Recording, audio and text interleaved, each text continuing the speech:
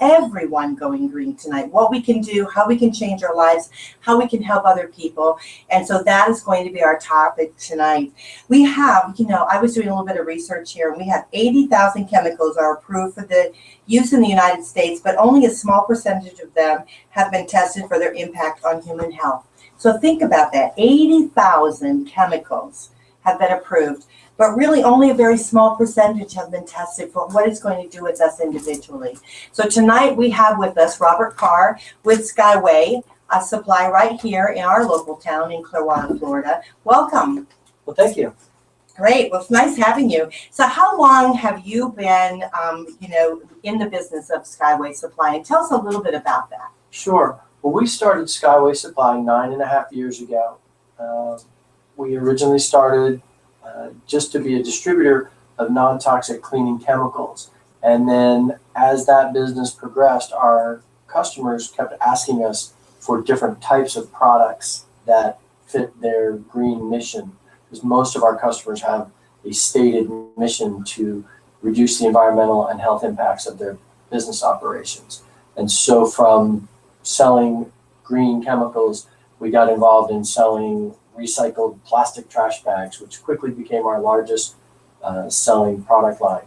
We got asked to sell recycled janitorial paper products, so we sell paper towels that are made from recycled paper fiber.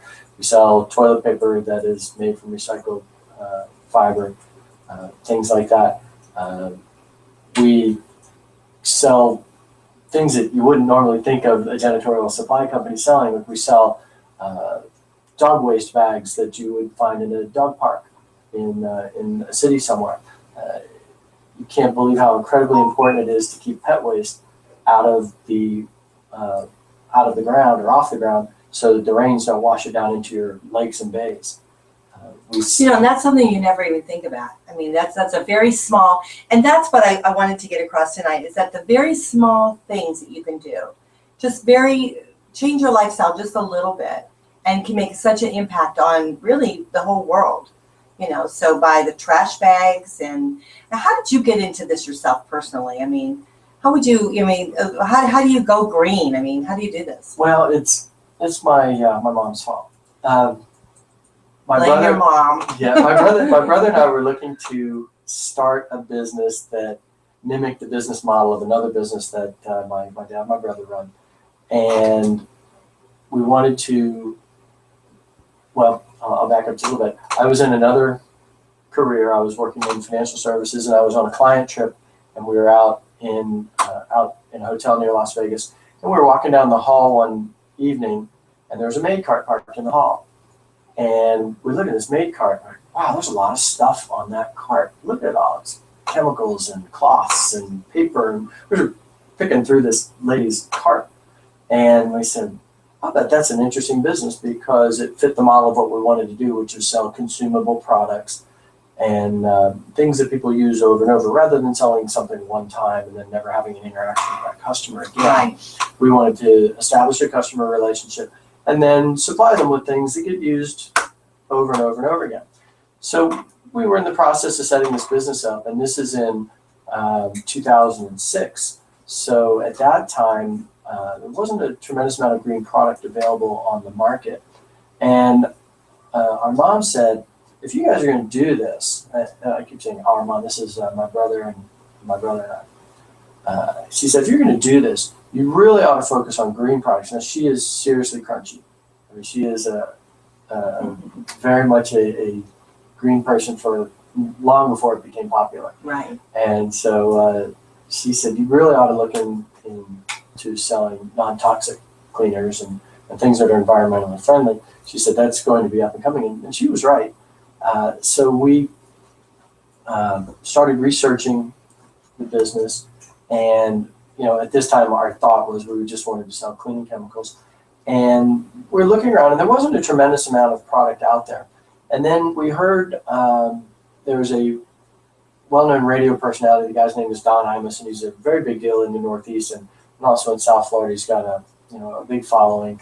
Well, he and his wife funded a pediatric research organization called the Deirdre Imus Environmental Deirdre Imus Environmental Center. Mhm. And it's based in the Hackensack University Medical Center Hospital up in New Jersey. And their mission is to try and figure out the types of environmental exposures that cause illnesses in children. And one of the big things that they believe causes negative health impacts in children is exposure to toxic chemicals. Because when kids are young, and particularly when they're really young, when they're crawling, they're exposed to things that you wouldn't normally think of, and things like carpet cleaners and floor cleaners and any number of things. And then they put their hands in their mouths because at that age, that's what children do. And because they're growing, the impact of things going into their body is magnified compared to adults. So they founded this research center. They determined that cleaning chemicals were the type of thing that really needed to be made safer to be used in a family environment. And so Deirdre came up with a line of cleaning solutions that met a whole bunch of criteria that she had come up with. And at that time, again, this is probably when she was doing this work, was probably 2000, 2001.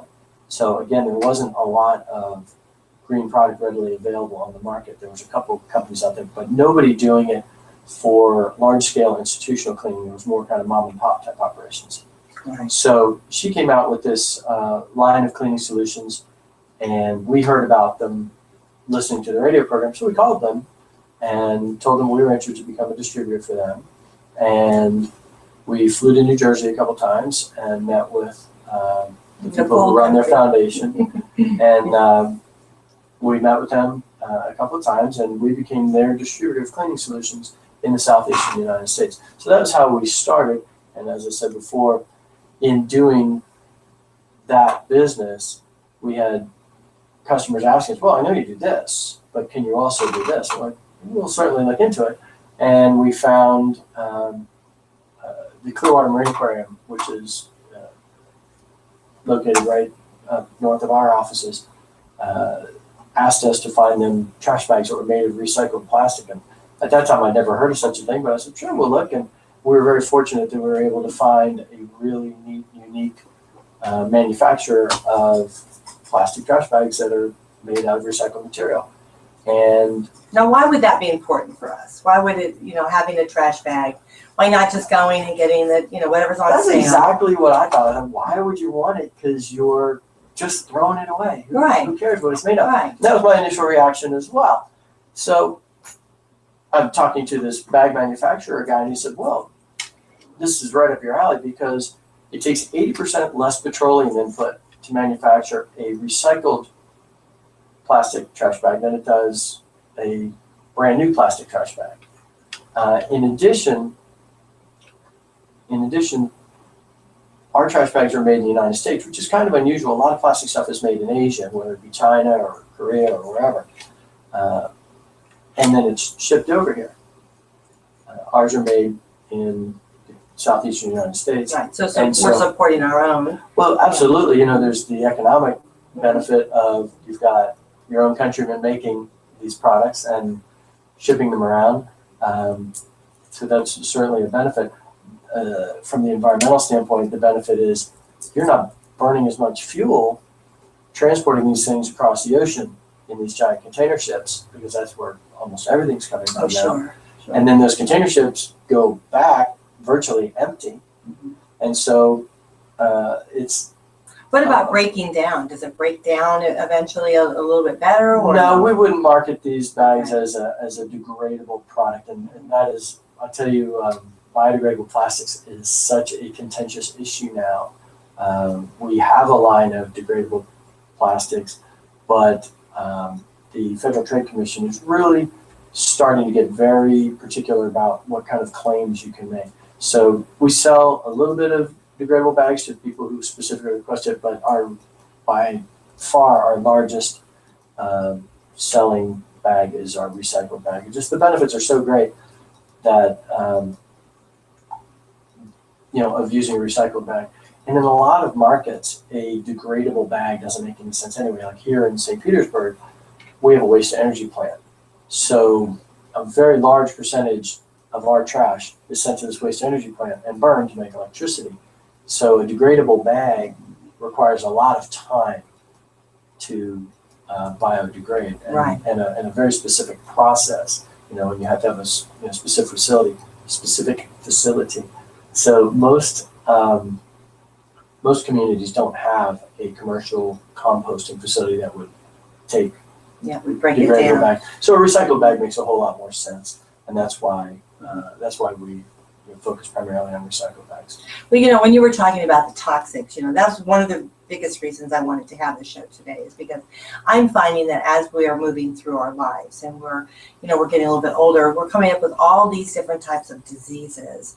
And so you tend to wonder, had we done something when we were younger, been more aware of, the toxics that are in our system that can forever change us, maybe we would have done something different. And so, here we have a lot of, people that are growing up, they have children, they have grandchildren, they're moving through their lives. And so, if we can reach out tonight and just have them be a little bit more conscious of the changes that they can make that will actually affect, lives to our future.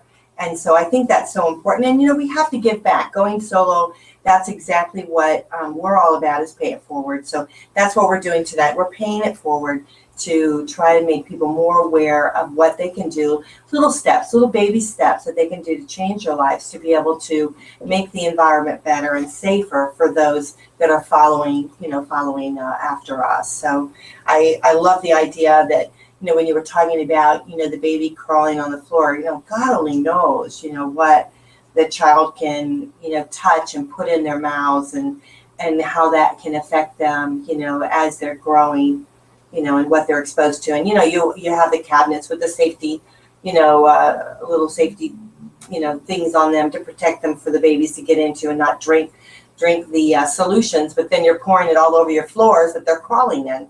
So, who would have thought? And I didn't give it a thought until you actually mentioned it. So, you are a kindred spirit of Deirdre Imus, who founded that Imus Foundation. I mean, you sound like you've read her playbook. Oh, okay. And so I completely agree. And I have to confess, I'm not a major tree hugger person. I certainly care about the environment. I'm big into the outdoors. I'm very, very concerned with the water quality in Tampa Bay, where we swim and fish and all that stuff. But I'm probably not your prototypical guy who's, really worried about carbon footprints and all that stuff. But it was such a learning experience for us when we got involved in this business, because first of all, you can't believe, and this will sound maybe a little harsh, I just can't believe how our trust has been betrayed by companies that make things that we use in our lives every single day. There are cleaning products out there, and the names, things like 409 and some of these bleach-containing products. They're knowingly putting cancer-causing agents into these products. The companies know it. It's, there's warning labels on, if you read their fine print on their safety data sheets, and there's alternatives, and yet they don't take them, and people are spraying them in their homes, and they, honestly, like you said, you don't even think about using these particular products because they must be safe. They're on the shelf at the supermarket, with no restrictions on them or anything. Right. So people are using these products all the time. And a lot of these things bioaccumulate, which is kind of a long word for they get washed into the water supply. And they might go through the water treatment plant. But then that water, after it goes in the treatment plant, gets pumped somewhere, and it gets pumped into a river or into our bay.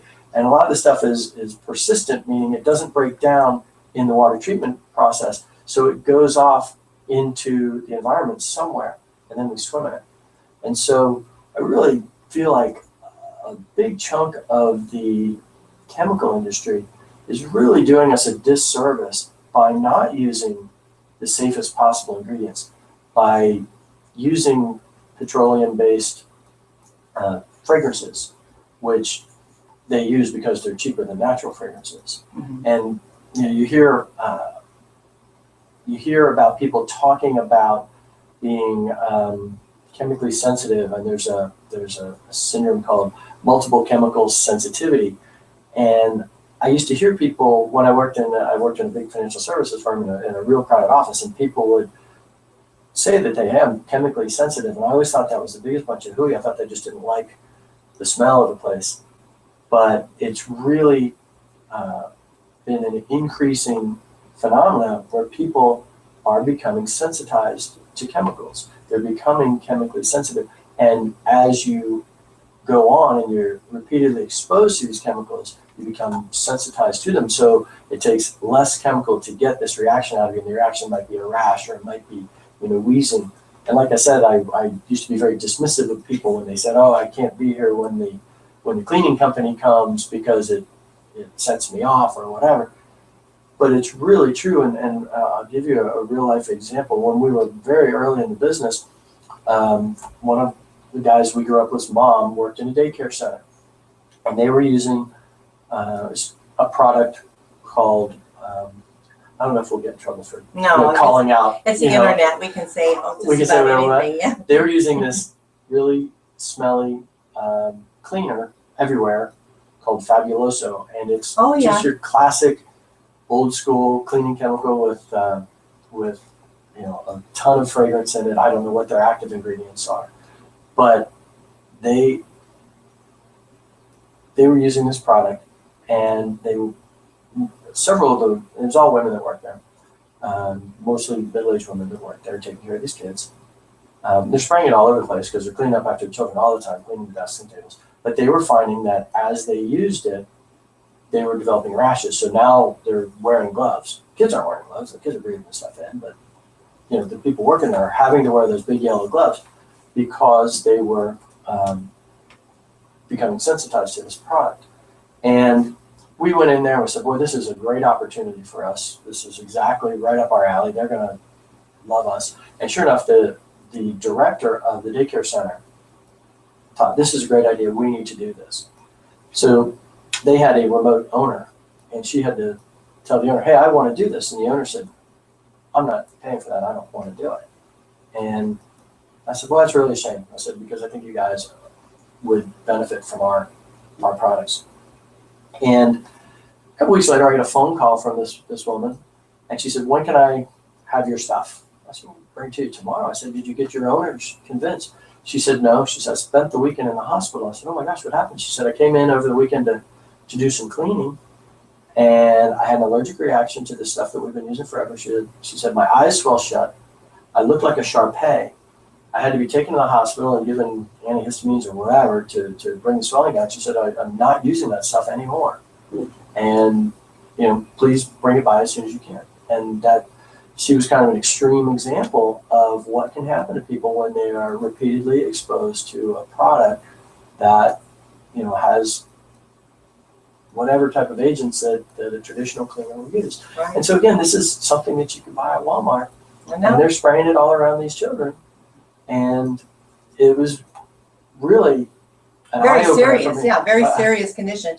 I tell you what, we're going to be right back, and when we do, we're going to talk about what kind of products can we use. How can we, work on the toxics that we're being exposed to, that we're exposing, our children to, our family to, and how is it affecting us when we get a little bit older and moving through our lives. So you're listening to Cece with Going Solo, and this is WSPF-DB, and we'll be right back.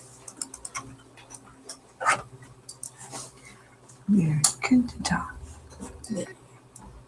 Did good. We're almost 7:00. Wow. YouTube's on. Oh yeah, Is the volume on still on YouTube? Oh, okay. I can mute the mic actually.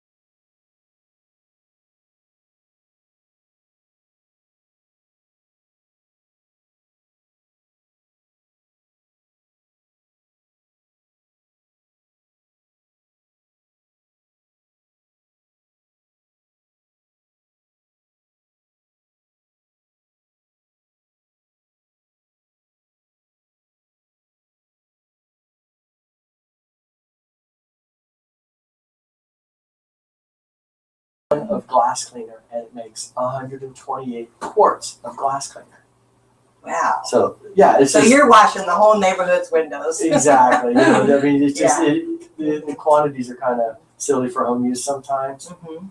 But some of the products, you know, we will split cases for people and things, you know, because honestly, I think it's important enough that you know we'll break up a case of something to get a product in somebody's hands. It's, you know, the stuff all has either low or no odor, so you know it's not that I'm concerned about it making somebody's house smell institutional or anything like that. Most of the stuff is no sense at all. And But in a way, that's good, isn't it? Because oh, like absolutely. a lot of people that have allergies, and I found that when I'm talking to some friends, they'll say, well, I didn't have allergies when I was little, but now all of a sudden I have allergies. And I think, as you were stating the first part of our show, you know, you build up, you know, to that, and then you find out you start to, you know, have the effects of all of this. Well, it's interesting that you mentioned fragrances. Fragrances in particular are, I think, a primary cause of people's allergies to chemicals. I mentioned earlier that most cleaning chemical companies will use artificial fragrances that are a petroleum-based product because it's a lot less expensive than using essential oils or natural fragrances. And so while somebody might think that they're allergic to a particular type of cleaner, it's not necessarily the active cleaning agent that they're allergic to. What they're actually allergic to is the artificial fragrance. And so many things come heavily fragranced, you know, Right, because right. people like that. Now, what's interesting in the commercial cleaning environment, and one of the hardest things for us to overcome when we're trying to sell to a building that is considering going with a green cleaning program, the cleaning staff loves a fragrance because it lets the building occupants know that they've been there doing their job. And I've had cleaning guys tell me, if it doesn't smell, they're not going to know I was here last night. They're going to think I'm not doing my job. Oh, I see. What a crazy thing to have to overcome. I think in the home market, it's a much easier sell that no fragrance is a great thing. Right. In the commercial cleaning, where people are wanting people to recognize that they're doing their job, they're very concerned if there's no fragrance that people are going to think that they're not doing anything.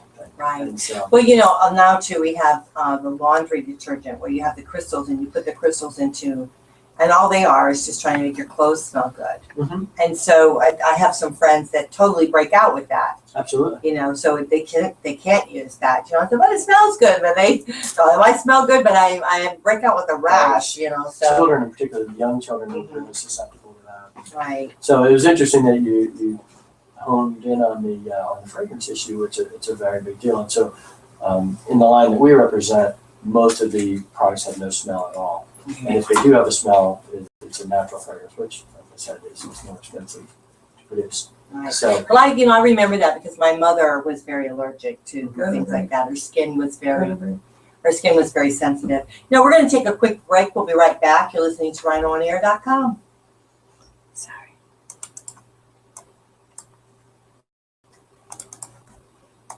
For some reason, you have a lot of static going on right now. So, I'd like to hear something over here. huh? You hear something over here? No, that's always, the power supply's Yeah, you always on. just have air noise. You just have your, you know what I mean, a hum in the air anyhow. I never noticed it before Yeah, until we started doing this stuff. No, it's coming through here. I didn't know if maybe one of the cables moved. And we're still on YouTube. So, okay, no, so I think. keep it clean. Yeah. And I apologize for that. It never fails. When Cece was very concerned about you being here today. I wanted to make sure that everything went perfect. And me too, because what it matters. And unfortunately, technology-wise, there's some things I can't control. Maybe it would be appropriate we started talking about how can people start greeting their own Yes. thing without, you know, it seems like we're kind of at that point where people are going to be wondering, well, what can I do? Yeah, How can I agree. So I'm going to try it one more time. Is it okay to bring you in? Susan? Is it okay to bring it a little bit?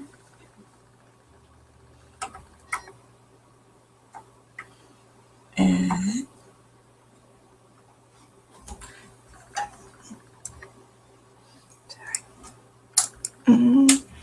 Good evening. This is Cece with Going Solo, and you're listening to rhinoonair.com, WSPF-DB. Tonight we're actually talking about going green. What can we do to help the environment? How can we help ourselves? How we can help our loved ones, and how we can leave a really great earth behind. So that's what we're talking about tonight. I thought something that would be a little bit different, change it up. I like to switch it up on you guys, so we'll see if you're listening out there. But we have Bob Carr with us tonight. He is with Skyway. He's the president of Skyway Supply right here in our beautiful Clearwater area. He deals a lot with office cleaning supplies. However, he has other products. And we're not really here to pitch you products. What we're here to do is pitch you an idea to help you, help the environment, help those around you. And so just like, all that we do here on Going Solo, it's pay it forward. And that's what we're doing tonight. We're trying to pay it forward, help you all out there. Hopefully, if you change just one little thing in your life, that would make a difference for those that we leave behind. And so that is what we're here for tonight, is talk about some of those things. And we were talking, the first part of the show, we talked about toxics and really how important it is to try to really think about what you're using in your cleaning supplies, things like that. Of course, you can go to Skyway Supply and you can purchase any product there that you want. He sells them in bulk, but he's willing to help you out with that. The other thing is to really think about what you're doing before you do it rather than after you do it. And that's what the whole thing is about. What we're going to talk about, Bob, welcome back to the show. Thank you. We're going to talk about now, and I think it's very important to let people know what can they do to make a difference, to change their life a little bit. So now we're going to we talked about cleaning supplies. Think about what you're cleaning with. My mom used to use vinegar. She said vinegar goes a long ways. You can do pretty much anything with vinegar. We used to actually rinse our hair with vinegar. Okay.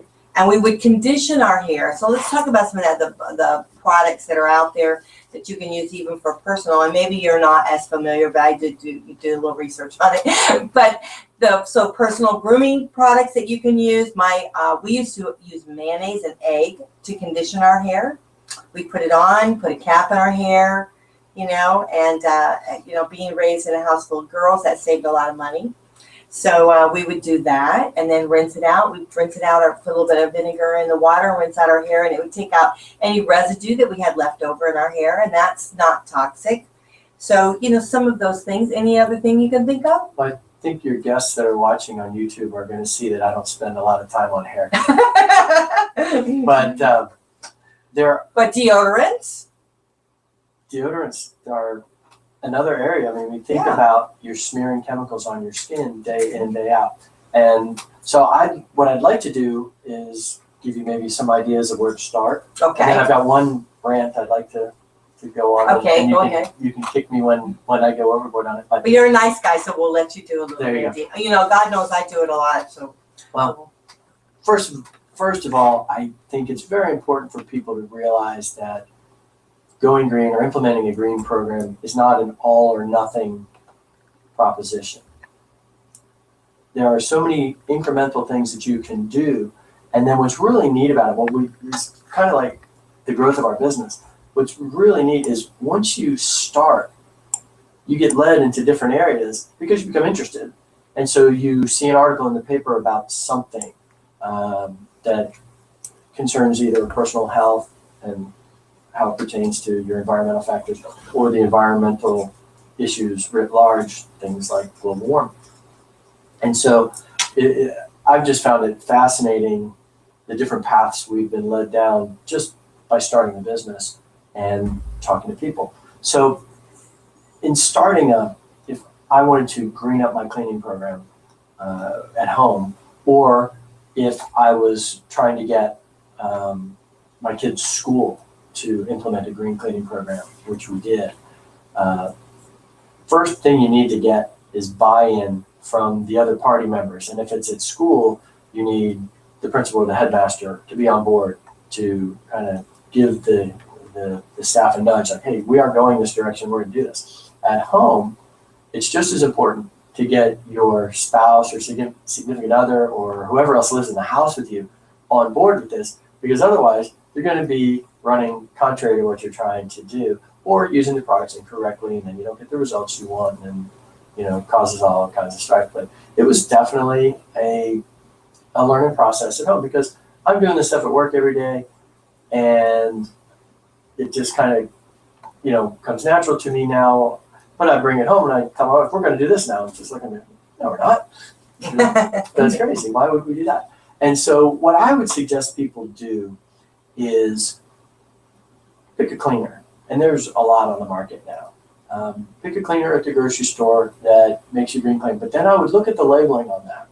And I would look for a third-party certification. What that means is it's an agency, not necessarily a government agency, but it's an agency that takes a look at a product's ingredients and packaging and everything and says, if this meets our criteria, we're going to give it our seal of approval.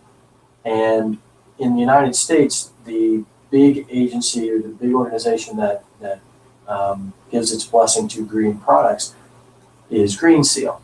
There is a Canadian-based organization called EcoLogo, and I think their certifications carry equal weight. But if you see that label on a product, you can be darn sure that it is truly a green product. In the early days of the kind of green movement, there was a lot of what is called greenwashing done, where maybe somebody like Clorox or somebody would put a pretty label with some leaves and stuff on their label and say, hey, this is our new green product. But you look at the label and go, wait a minute, this thing's chock full of petroleum products, or it's got chlorine in it, or it's got whatever. What's that doing in a green product? And so the term for that is greenwashing, and it's frowned upon heavily by people that are serious about reducing their environmental impact. And so when you're at the store, look for some sort of a third-party certification, and they're out there. But there's a lot of green product available, and I would start using that. If you're more of a DIY type person, you mentioned vinegar. Mm-hmm. Vinegar is a fabulous product for cleaning windows. It's a great product for cleaning limescale off of windows. If you got glass in your shower, we use it all over to clean the water spots. St. Petersburg has tremendously hard water. Right. And so our glass doors in our showers always look awful. Vinegar takes that stuff off because it's an acid, and the stuff that builds up in your windows is a lime, from the limestone of the water. So start small, start with modest aspirations. Take a look at what you're mopping with. Pine Sol is extremely smelly. I don't know about its environmental friendliness or not. I don't want to denigrate Pine Sol necessarily, but try and find a product that is low odor, that has some sort of a green certification. There's another one that I didn't mention. It's called DFE, Design for the Environment, and that's a product that the EPA, or a rating that the EPA grants. And if you find a DFE product, you can also feel pretty good about using that. If you have hard floors, find something like that to mop with. A lot of people like to mop with vinegar or a vinegar and water solution.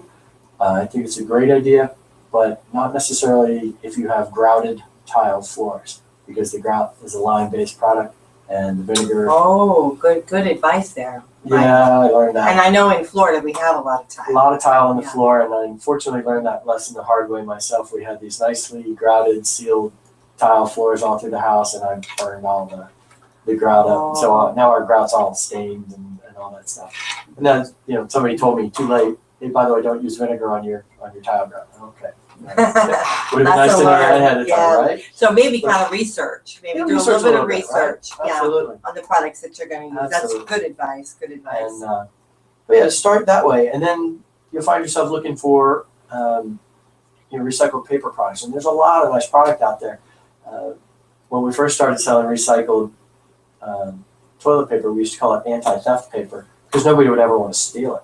That's true. It's very, very rough. It was rough, yes. Right. The women in the office tended to veto that one pretty quickly. But the quality of these recycled paper products has improved immensely. And you can find at Publix, we always buy their recycled table napkins, the square table napkins. And And the price on this stuff has all come down to be right in line with traditional products. So you don't, have to suffer financially because you want to do the right thing environmentally. There's laundry soaps out there now that are available that are also very eco-friendly, and you have the added benefit. We were talking about children's sensitivity earlier. A lot of these products, because they don't have the petroleum-based fragrances, they're going to be much safer for use on baby pajamas or on children's clothing. And so it's pretty encouraging to me that these products are finding wide enough acceptance that you can find them in your mainstream grocery stores as opposed to having to go to a niche market store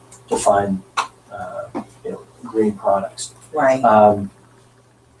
Some other things to consider when you're this is outside of the purview of what I do, but if you're remodeling your home, look for cabinets that are made without formaldehyde in them. A lot of cabinetry historically has been made with formaldehyde, and the formaldehyde off-gases into your home. Look for low VOC carpets. When you walk into a new home or get into a new car and you smell that new smell, as pleasant as it might be and as good as it might make you feel, that's chemical off-gassing that you're breathing in. And so, right. I remember years ago we bought a new house and the carpet smell was just unbelievable. Yeah. We only had it upstairs, but it was just. It's very strong, and it's probably not good for you. Make our eyes burn. And now the carpet manufacturers have become hip to this. That there's a large enough segment of the population out there that we should make a low VOC carpet. And so when we go to recarpet our house, which hopefully will be soon, we're going to shop for low VOC carpeting because it's just healthier. And I know I had showed you some kind of alarming stats and figures before we met today, but one of the things that really stunned me when we started this business is indoor air quality is very often 5 to 20 times more polluted than outdoor air. And the reason is so many of our buildings now are so tightly sealed for energy efficiency. They don't have a lot of air exchange, because if you're exchanging the air of the outside, then your coolers have to work harder, your air conditioners have to work harder, which drives up your energy bills, right? So they recirculate the air in commercial buildings. So all the stuff that they're using to clean the building, plus the carpet off-gassing, plus all the cabinetry and the desks and all that stuff is all off-gassing, but that air is not being vented to the outside. So it just builds and builds and builds in concentration, and then you bring all these people in, and they're marinating in this air that is, anywhere from 5 to 20 times more polluted than what you find outside, which it just spun me when I learned that. Wow, yeah, it's absolutely, I never even thought about that at all. And what about drinking water? Everybody's drinking like the bottled water now. So what is your opinion on that? Well, first of all, I'm sometimes guilty of lacking imagination. When bottled water first came out, which might tell you how old I am, I thought that's the dumbest thing I ever heard. Who would pay $1 or $2 for something that you get for free out of a faucet? Didn't occur to me all the waste it would generate and the quantity of water bottles that gets thrown away. It's staggering. It's in the billions of bottles a year, and just ridiculous quantities of plastic. And so certainly as a proponent of green practices, I always try and advise people, don't use so much disposable stuff. And in our offices, we have a water purifier, and it's kind of like an old school water cooler, but it doesn't have the big bubble tank on the top. It just takes the water in, runs it through a charcoal filter, gets all the. We have very good water quality in St. Petersburg and Clearwater, so we're very fortunate in that regard. But these filters remove anything else that might be in there, and they chill it, and it's a really nice product. And we don't have any water bottles going into our trash cans unless somebody brings from the outside. Right, absolutely. But I drink gallons of that stuff. Well, you can buy a container now. You can buy a container that has a filter in it, absolutely. A personal filter, and then it can filter out. So you can. Brita, they do. Brita makes that product. They do. I got this for my birthday. Your YouTube watchers can see. It's an insulated stainless cup, and I keep this thing full of water all day from our water cooler, and it's wonderful. It tastes every bit as good as what you might get from Zephyr Hills or anybody. and we're not throwing all the plastic bottles away. So, Mhm. oh, I forgot to rant about. I promised you a rant. I don't usually get really exercised about things, but one thing that I absolutely forbid in our home is antibacterial soap, whether it be hand soap or body wash. And talk about betraying the public trust. Antibacterial soap became very, very popular, I think, in the 1990s. People were worried about transmission of disease and all that. And so all the manufacturers came out with their antibacterial soaps. Almost all of them use a product called triclosan. Some people pronounce it triclosan as their active ingredient. It has since been demonstrated that triclosan is what's called an endocrine disruptor. It interferes with the body's endocrine system. They've demonstrated that it causes early maturation in frogs, causes them to become sexually mature before the frog normally would. It is biopersistent, meaning it goes down our drains through the treatment system out into the streams or the bay or whatever. So it's a really tough substance, and I think a lot of people, you certainly hear a lot of people commenting about how children seem to be maturing faster, particularly young women, how they tend to be physically maturing faster, and you have to wonder, is it because we're bathing ourselves in this, what's essentially a pesticide, because we've been led to believe that it's going to somehow make us healthier. It really doesn't do a great job in killing germs, because typically people leave it on their hands, not so for a very short amount of time so that it wouldn't kill germs. There's concern that it's helping to create more resistant germs, right, which is an ongoing concern, and we had talked off air about hospitals and things, and more resistant germs are a real concern in the healthcare environment. But I think in the home environment, personal environment, like I said, I absolutely forbid having antibacterial soap in our house or our office. And I think, gosh, if you're going to do one thing, if you're going to only do one thing to green up your life, remove the antibacterial products from your. Wow, because I use them.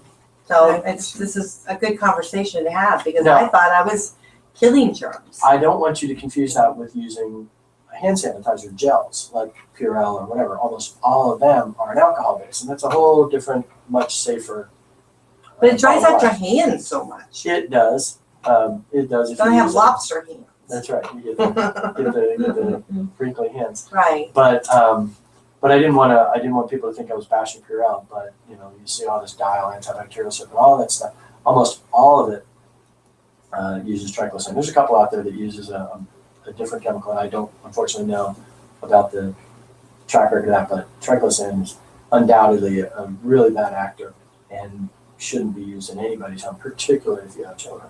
Wow. Thank you so much for sharing that, because that is something that I did not know. So we're definitely learning something today.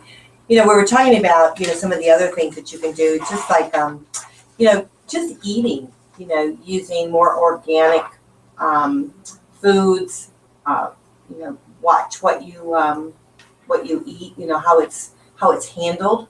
That's important too, isn't it? It's really, you keep bringing up things that I kind of learned about as we went down this path of growing our green business, because 10 years ago I didn't think anything about what I ate, just buy it, need it. And now I'm starting to pay attention to articles on, well, what are the safer fruits to eat? And I think I gave you an article. There's an organization called the Environmental Working Group.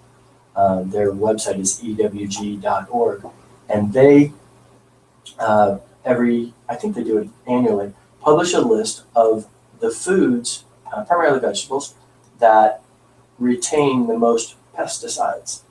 So they basically give you a list of what are the safest vegetables and fruits to eat, and what are the most dangerous ones. And I just looked at in prepping for our meeting today, I was looking at their list, and I was sad to see that apples were one of my favorite things to eat, is one of the most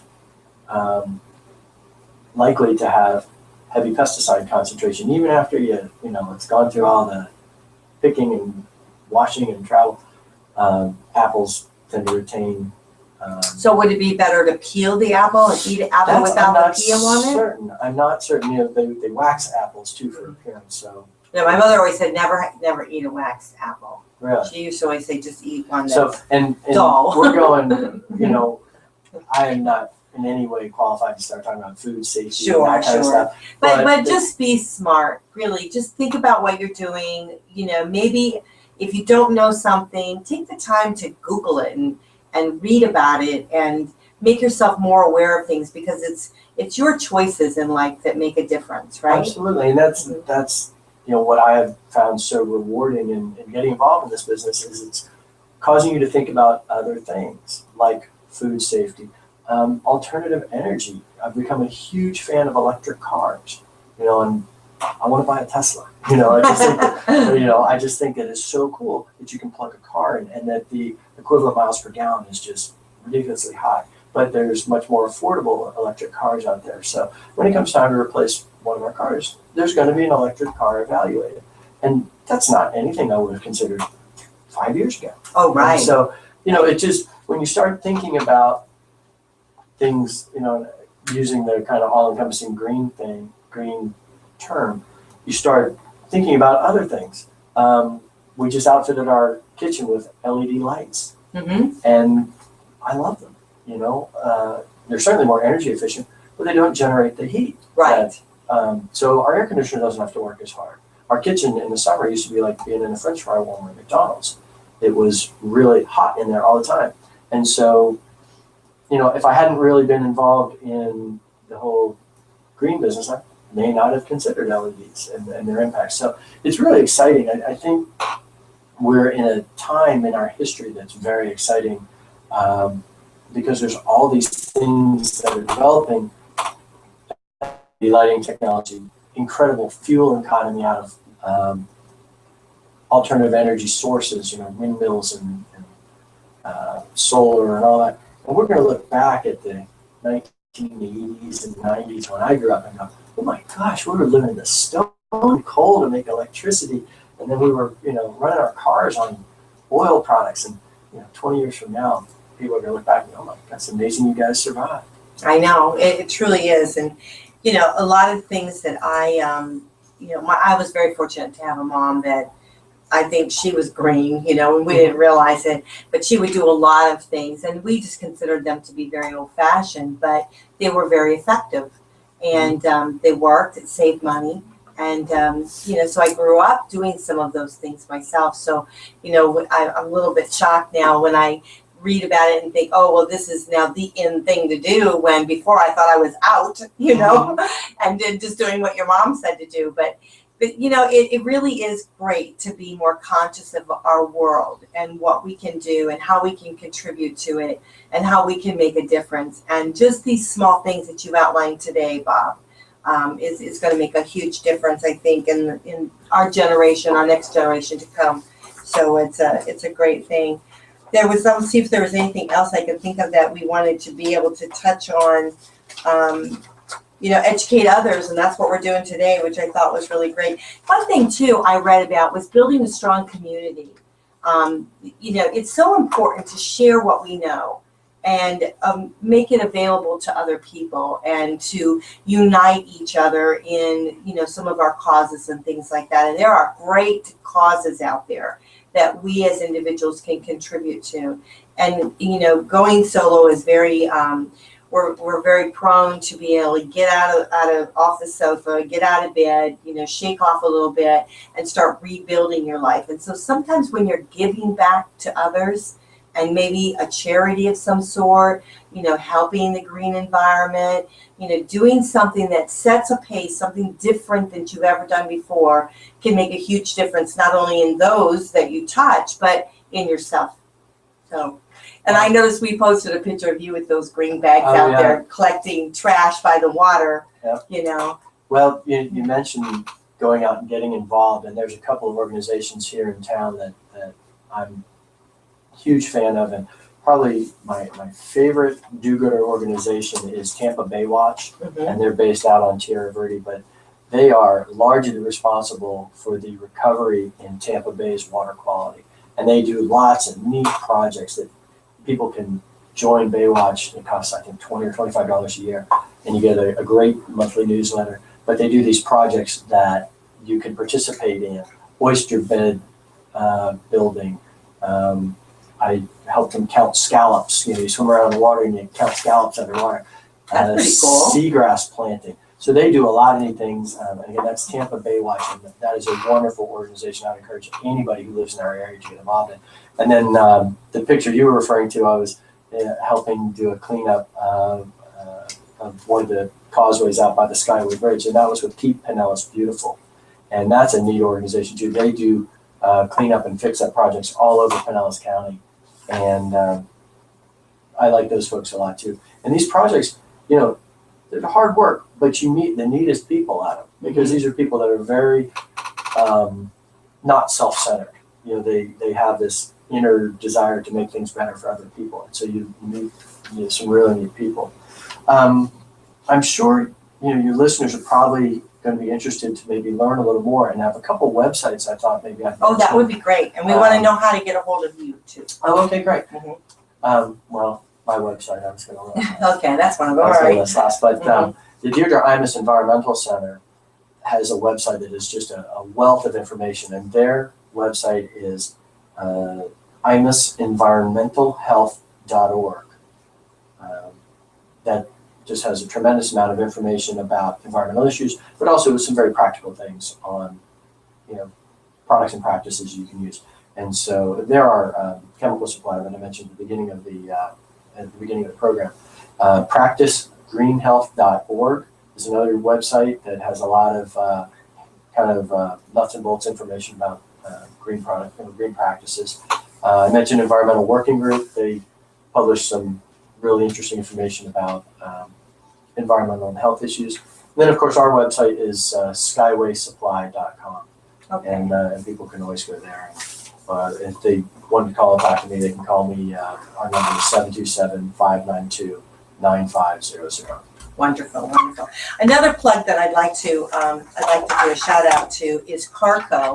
Oh, yes. And Carco, they recycle printing cartridges. Right. And I actually purchase my cartridges through them because I feel that that's very important. All the plastics that's going out, what do you do, and what do you do with all of that? It builds up into our environment. So that's very, very important. So I want to do a shout out to Carco, CARRCO. You can